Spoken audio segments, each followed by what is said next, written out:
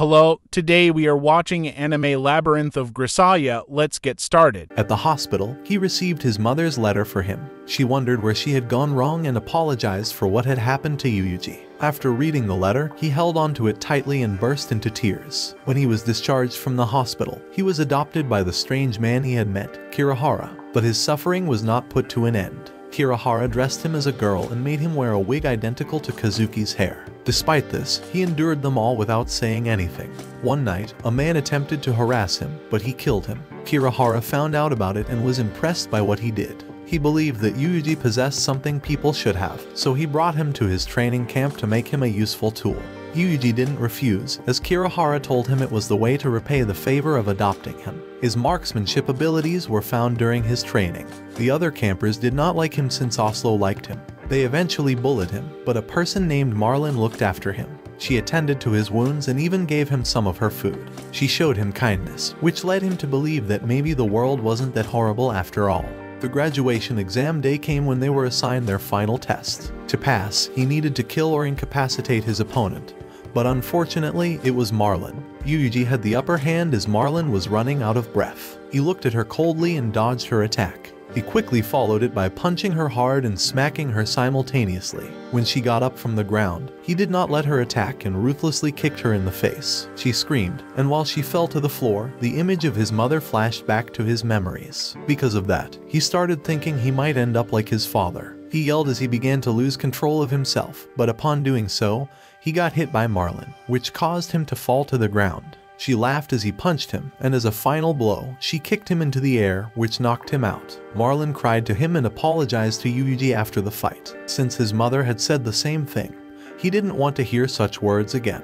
He felt helpless and weak. That was the last time he saw Marlin, as she passes away in her first job. After 2 months, Yuuji was given an actual mission to determine whether he would graduate. He was tasked to assassinate people, which he found simple. The CIRS tried to investigate those cases, but they only knew that he was a mysterious boy since they couldn't find a lead about his identity with their investigations. But the mystery was put to an end during the night of the CIRS operation, where they infiltrated Oslo's residence and found Yuuji. Yuuji was discovered by Asako in an underground tunnel while he was tied up and ended up being rescued by her. Asako had taken care of him and their home was in the woods. He spent his days staring into nothing.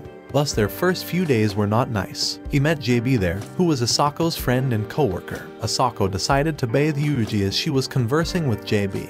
However, they found several bruises and scars all over his body. Asako offered him food after learning that he was nothing more than skin and bones. They were interrupted while eating when Yuuji yelled out of nowhere after killing the fly on the table. He puked as his past traumas came back. Over time, Asako and Yuuji got along with each other. She gave him a dog which he named John. He became fond of John, which made him happy despite his traumatic past. Asako began training Yuuji. She taught him to be fast, use his strength the right way, and read books to gain wisdom.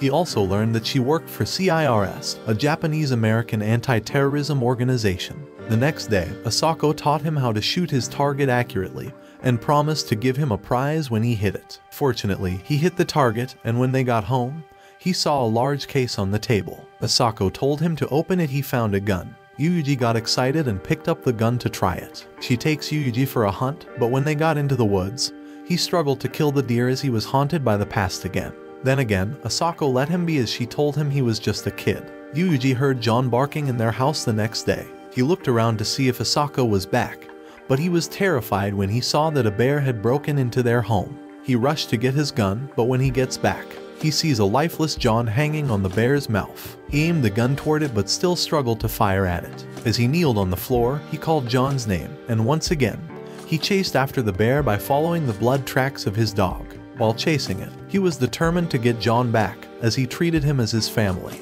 When he saw the bear, he tried to aim again but slipped into the snow and accidentally fired the gun somewhere else. The bear noticed and attacked him while he was only left with a knife. He tried to stab it, but the bear was so strong that it swung his knife in the air effortlessly. Slowly, he was getting scared of it, and the voices in his head encouraged him to kill it while he had traumatic flashbacks. He grabbed a stick in his hand and stabbed the bear in the eye. He was about to fire his gun. He spotted the bear's children and knew that it was going to feed John to them. At that point, he began to lose hope and wondered why his dog was becoming a bear's prey. He notices the bears slowly eating his dog, and he wept and threw up. While shouting and asking why, he pulls the trigger on his gun. He returned to the house while carrying John's collar, and Asako greeted him. She asked him if it was a bear, and he revealed that he couldn't kill it. He started to cry as he felt useless, but Asako embraced him and told him he was fine just like that, which made him cry his heart out. After burying John's collar, Yuuji told Asako that he was sick of being a coward and wanted to be strong like Asako to protect his loved ones. She believed that because of Yuuji's past, he was designed to kill, which she wanted to prevent. She told Yuuji that he couldn't kill because of what she taught him, which would be the safety pin that he would only pull in critical situations. He wouldn't be allowed to kill someone unless she told him so. She also taught him that he wouldn't be permitted to die an honorable death unless he saved 5 people. At the end of her lecture, she told him that he must become a man who can pull the trigger without hesitation to save others, not for his own sake. One day, while Asako was resting in bed, Yuuji took a phone call from her work. According to the call, it was an urgent job for Asako, but she couldn't go. So, he went out to take to the job for her place. Some other day, Yuuji found JB and Asako arguing as JB discovered they switched places in Asako's job. JB argued that Asako was treating him like Oslo did, but he told her that he was doing it out of his free will, and that it was his way of paying her back. Asako asked if he wanted a license to work, and he agreed. Yuuji went to America to attend a naval training academy. In the academy, he met Danny, who eventually became his best friend.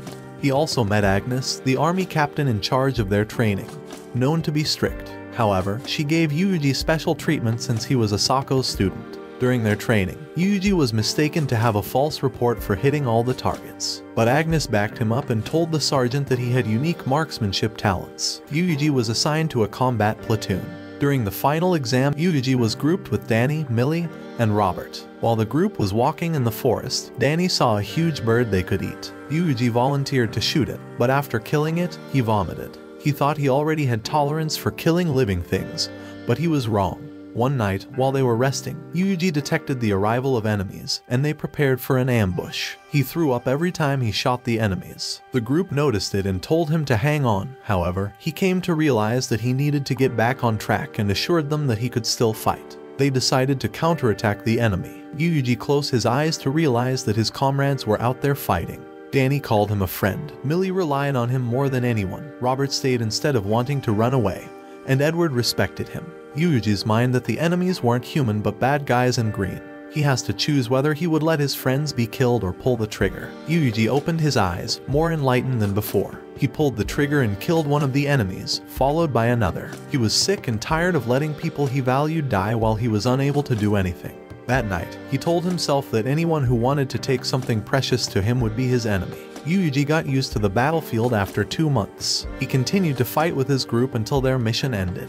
He returned to his home, where Asako welcomed him. That time, he felt happy to be alive for the first time. While he was still confused about what to do with his life, he told her he would dedicate his whole life to her. After that, he took part in his final training, where he rescued Chizuru in Vancouver, and that was also the last time he saw Danny's friendly smile. He returned to Japan to find out that Asako's life is coming to an end. JB told him that Asako had been drifting in and out of consciousness since the other day. He went into the room and found her lying in bed. He held her hand and asked her if she was going to die, and she nodded. His tears started falling as he told her she shouldn't die on him. After seeing him cry, she laughed softly and said men shouldn't cry so easily. Yuuji looked up at her and told her he tried to live for her as tears fell from his eyes. He said that Asako was the one who gave purpose to his life and that what was happening wasn't fair. He refused to accept that she was fading away and that she was why he had someone to come home to. He looked down as he realized he was going to lose someone again, and he couldn't do anything about it again.